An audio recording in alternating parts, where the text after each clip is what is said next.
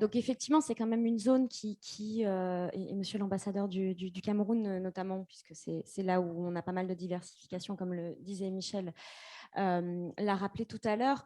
On a un potentiel de production qui est important. On a des climats qui sont plutôt propices, hein. On a à la fois les pluies, à la fois le soleil, donc mine de rien, c'est plutôt propice. Et l'agriculture, dans un souci de diversification des économies, est quand même au centre de la plupart des plans de développement à court ou moyen terme de ces pays.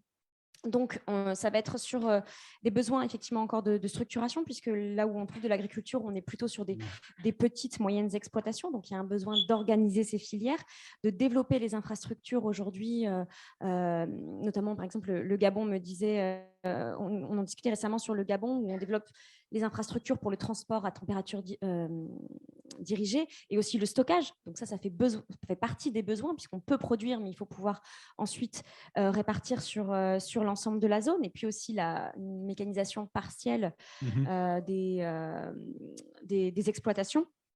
Et puis, une forte volonté, là aussi, pour développer de la valeur directement sur place et ne pas être que sur des produits bruts exportés ou consommés, de pouvoir développer la transformation locale. On parlait des supermarchés, donc tout simplement aussi pour de la distribution, pour de l'hôtellerie aussi, puisqu'il y a un développement soit en tourisme d'affaires, soit avec certaines niches de tourisme dans certains des pays.